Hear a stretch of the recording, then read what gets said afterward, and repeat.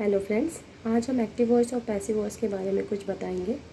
Active voice और passive voice को पढ़ने से पहले आपको टेंस ज़रूर पढ़ लेना होगा, क्योंकि एक्टिव और पैसिव वॉइस को आप तभी सॉल्व कर पाओगे जब आपको टेंस की अच्छी तरह से जानकारी हो। तो आइए जानते हैं एक्टिव वॉइस क्या है। एक्टिव वॉइस को हम ऐसे डिफ़ाइन कर सकते हैं कि इसमें subject plus verb plus object होता है और इसे हम subject plus verb plus object के रूप में ही लिखते हैं। जैसे मैंने एक एग्जांपल दिया है, राम ईट्स एन एप्पल। यहाँ पे राम जो है वो सब्जेक्ट है, वर्ब आपका ईट्स है और एन एप्पल जो है एक ऑब्जेक्ट है। तो एक सिंपल सेंटेंस आप जो लिखते हो, एक सिंपल सेंटेंस जो हम लिखते हैं वो एक्टिव वॉइस ही होता है। Means subject plus verb plus object के स्ट्रक्चर में वो होता है। इसका स्ट्रक्चर ऐसे ही होता है, subject plus verb plus object. इसे आप इसी तरह से डिफाइन कर सकते हो। उसके बाद हम आपको बताते हैं पैसिव वॉइस के बारे में।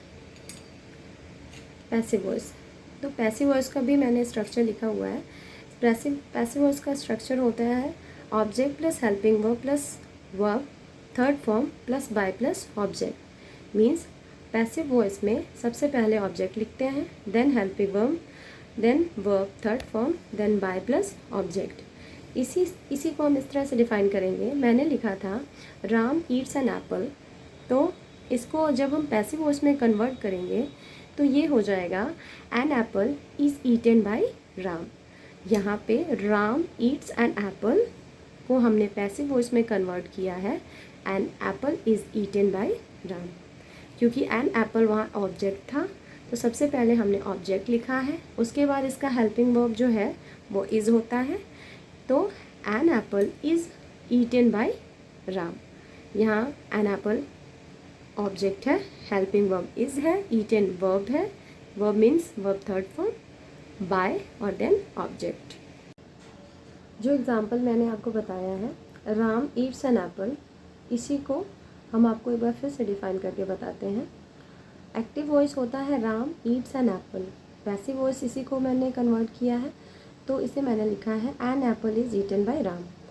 यहाँ एक्टिव वॉइस में सबसे पहले सब्जेक्ट वर्ब देन ऑब्जेक्ट होता है, और पैसिव वॉइस में जो आपका ऑब्जेक्ट है वो सबसे पहले आता है। मीन्स सबसे पहले आप ऑब्जेक्ट को दिखाएंगे, उसके बाद आप हेल्पिंग वर्ब लेंगे, उसके बाद वर्ब का थर्ड फॉर्म और देन बाय प्लस ऑब्जेक्ट या सब्जेक्ट।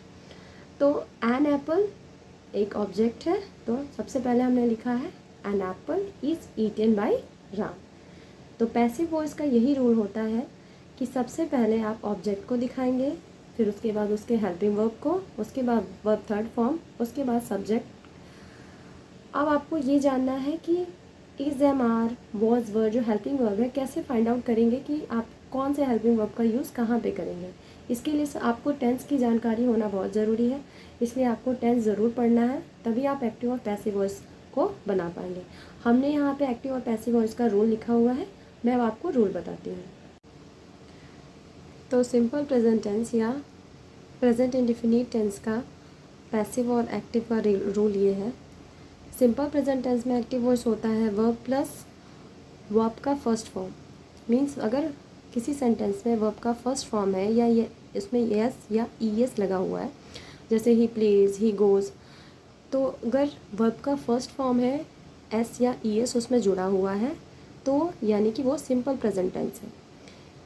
इसी से हम आइडेंटिफाई करेंगे कि इसको हम पैसिव वॉइस में कैसे कन्वर्ट करेंगे। तो अगर ये सेंटेंस सिंपल प्रेजेंट टेंस का है, तो उसे आप पैसिव वॉइस में जब कन्वर्ट करोगे तो वहाँ हम इज़, एम, आर का यूज़ करेंगे।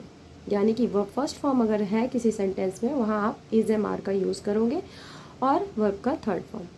किसी भी पैसिव वॉइस को, अगर किसी भी एक्टिव से पैसिव वॉइस को आप कन्वर्ट करते हो तो पैसिव वॉइस हमेशा थर्ड फॉर्म में ही बनता है, चाहे कोई भी टेंस हो। पैसिव वॉइस हमेशा थर्ड फॉर्म का ही यूज़ करते हैं पैसिव वॉइस में। अब आता है प्रेजेंट कॉन्टिन्यूअस। प्रेजेंट कॉन्टिन्यूअस का रूल ये होता है कि वर्ब में आईएनजी होता है सबसे पहली चीज़, और यहाँ पे वर्ब हमारा helping verb is, am, are का यूज़ होता है। तो अगर प्रेजेंट कॉन्टिन्यूअस है, इज़, एम, आर है, वर्ब का आईएनजी फॉर्म है, तो हम इज़, एम, आर के साथ बीइंग का यूज़ करते हैं, BEING, बीइंग का यूज़ करेंगे और वर्ब का थर्ड फॉर्म। उसी तरह से प्रेजेंट परफेक्ट को कैसे पहचानेंगे, वहाँ हैज़ हैव होता है प्लस वर्ब का थर्ड फॉर्म होता है। तो जब इसे हम पैसिव वॉइस में चेंज करेंगे तो हैज़ हैव प्लस बीन का यूज़ करेंगे, BEEN बीन प्लस वर्ब का थर्ड फॉर्म। हमने एक एग्जांपल लिया है, सबसे पहले मैंने एक एग्जांपल लिया कि ही राइट्स अ लेटर। यहाँ देखिए वर्ब का फर्स्ट फॉर्म है, एस और एस लगा हुआ है वर्ब में, तो ये सिंपल प्रेजेंट टेंस है। इसे जब हम कन्वर्ट करेंगे तो हम इज एम आर का यूज़ करेंगे, a letter is written by him, he का हिम। सेकेंड है he is writing a letter, यानी कि ये कॉन्टीन्यूअस टेंस है, प्रेजेंट कॉन्टीन्यूअस टेंस है। इसे जब हम कन्वर्ट करेंगे तो a letter is being written by him, यहाँ पे बीइंग का यूज़ होगा। उसी तरह से he has written a letter, he has written a letter, यहाँ पे वर्ब थर्ड फॉर्म है, हैज़ हैव का यूज़ है, तो यहाँ हैज़ हैव के साथ बीन, BEEN बीन का यूज़ होता है, तो a letter is been written by him. उसी तरह से जैसे हमने प्रेजेंट टेंस बताया है, उसी तरह से आप पास्ट टेंस भी देख लीजिए।